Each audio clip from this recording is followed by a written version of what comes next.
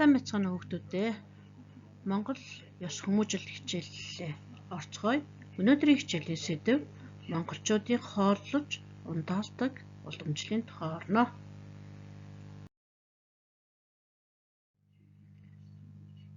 Ямар улиралд халуун дулаан, ямар улиралд хүйтэн сэрүүн байдаг вэ? Энэ тухай ярилцсан хүүхдүүдээ өөрсдийнхөө бодлыг гэр бүлийнхэндээ ярьж өгөөрэй. Эндээс бид монголчууд халуун дулаан болон хүйтэн сэрүүн улиралд юу идэж уудаг вэ? Энэ тухай ярилцаарай. Манай Монгол түмэн улирлын онцлогтой тохируулан хооллож ирсэн уламжлалтай билээ. Тэгвэл энэ тухай ээж автайгаа хамтран ярилцаарай.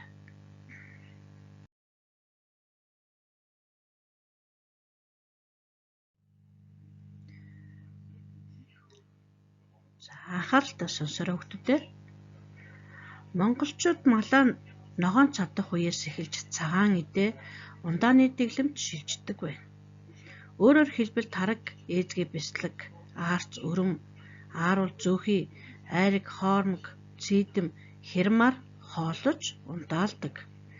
Цагаан идэгээ арвай буудай, бог будаа, гурил зэрэг ногоон идээтэй хослуулан намар орой болтол хэрэглэдэг байжээ. Зуны сүүл намрын сараас жимс жимсгэн ааг амтад зэрлэг ногоо түүж цагаан идээтэй хослуулан хоол хүнсэндээ хэрэглэдэг. Жимс зэрлэг ногоогоо мөн өвөл хаварт зориулан нөөцлөн хадгална.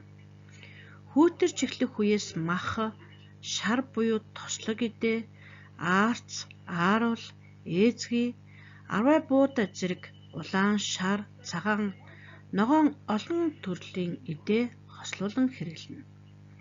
Тэгэхдээ хоньны махыг намрын адаг, өвлийн турш, хаврын сар удад, харин адууны махыг өвлийн дунд сар эд хүйтний үед, үхрийн махыг хавар цагт түлхүү хэрэглэдэг уламжлалтай. Зуны ихээр яргуунд цадсан ямааны махыг идэх нь эмчилгээний чанартай гэдэг байна. Урд цагт тэмээний махыг бараг иддэггүй байсан.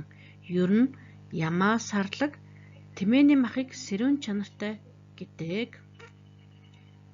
За хүүхдүүдээ, эндээс бид ямар улиралд ямар бүтээгдэхүүн, хүнсний бүтээгдэхүүнээр хоолдож ундалдаг болохыг мэдж авлаа.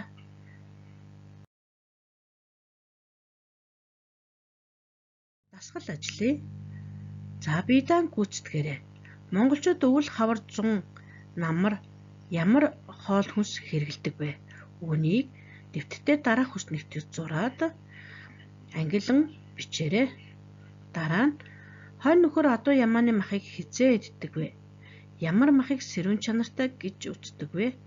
Хоол хүнсөө улиралдаа тохируулахгүй бол ямар үр дагавартай бол гэсэн асуултыг дэвтэртээ бичээд хариулан бичээрэй. За дараагийн дасгал. Дараах үгсээс жимс, ааг, амтад зэрлэг ногооны нэрийг ялгаж бичээрэй. Хоорондоо ярилцаж тайлбар ашиглан шинэ үгээ мэдэж аваарай. Дасгалаа биедан гүйцэтгэрээ дэвтэртээ цэвэр сайхан бичээрэй. Дараагийн дасгал. Чи ямар хоол хүнсийг хизээ хэр зэрэг хэмжээтэй хэрэглэдэг вэ? За дэвтэртээ зураад цэгийн оронд тохирох хариултыг бичээрэй. Хичээлдээ анхаарлаа хандуулсан хүүхдүүдтэй баярлалаа.